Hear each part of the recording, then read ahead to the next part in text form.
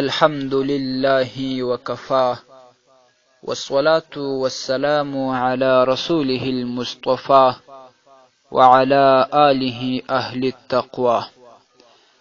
معزز قدرمن ورونو، یو ورور پوښتنه کړې ده چې کله دا باد هوا راوالوځي یا په یخ کې یا په ګرمي کې او یا دوړې وي، نو زموږ د کور یا د بعضې نورو کورونو ښځې باد تشکنځل کوي، بد رد ورته وایي.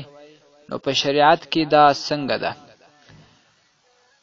محترم وروره، په شریعت کې نبی کریم صلی الله علیه و آله وسلم د هر قسمه و هر شي ته د شکنځلو څخه منع فرمایلې ده.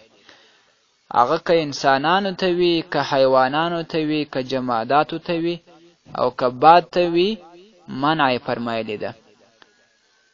د دې متعلق ډېر احادیث راغلي دي چې تاسې و باد تشکنځل مه کوئ، هوا تشکنځل مه کوئ، ځکه چې دا هوا مأموره سوې ده.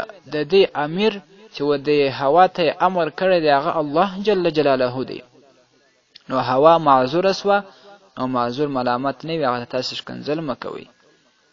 او چې کله تاسې د هغې داسې یو کیفیت ووینئ چې تاسې ته ضرر رسوي، یا ډېره ګرمي راولي یا ډېر یخ راولي، نو تاسې بیا د الله تعالی څخه د دې دعا وغواړئ چې د باد کې چې کوم خیر یې هغه ته درکړي او د شر څخه محفوظ سئ. سنن ترمذي شریف حدیث راوړي چې ابی ابن کعب رضی الله تعالی عنه وایي چې نبی کریم صلی الله علیه وسلم وفرمایل: لا تسبوا الریح، تاسې ښکنځل مه کوئ و باد ته. فاذا رأیتم ما تکرهون، که تاسې ولیدئ داسې چې د مکروه شان و، ستاسې ناخوښه شان و، یا یې مثال ډېره ګرمي جوړوله یا ډېر یخ جوړوئ یا نور ضررونه رسوله، فقولو، بیا تاسې ووایاست، یعنی تاسې بیا د دغه باد و خالق ته مراجعه وکئ، د هغه څخه دعا وغواړئ، د هغه چا څخه دعا وغواړئ چې دا باد یې امر کړی دی هغه الله جل جلاله دی. داسې دعا وکئ: اللهم انا نسألك من خیر هذه الریح، یا الله جل جلاله موږ ستا څخه سوال کوو د خیر د دې باد، او و خیر ما فیها، او د دې سوال در څه کوو چې موږ ته هغه خیر راکړي چې کوم په باد کې دی، و خیر ما امرت به، او موږ ته هغه خیر راکړي چې کوم تا باد په امر کړی دی، او پناه وغواړئ د دې شر څخه. ونعوذ بک من شر هذه الریح، او یا الله جل جلاله په تا سره پناه غواړو د شر څخه د باد، و شر ما فیها، او د هغه شر چې کوم په باد کې دی، و شر ما امرت به، او د هغه شر پناه غواړو چې کوم تا باد په امر کړی دی.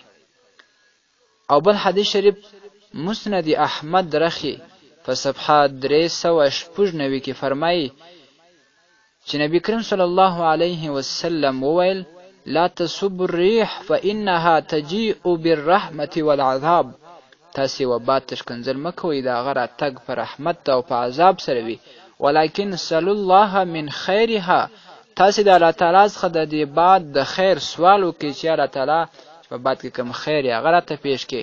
وتعوذوا من شرها، تاسې د شر څخه پناه وغواړئ، نو ښکنځل مه ورته کوئ.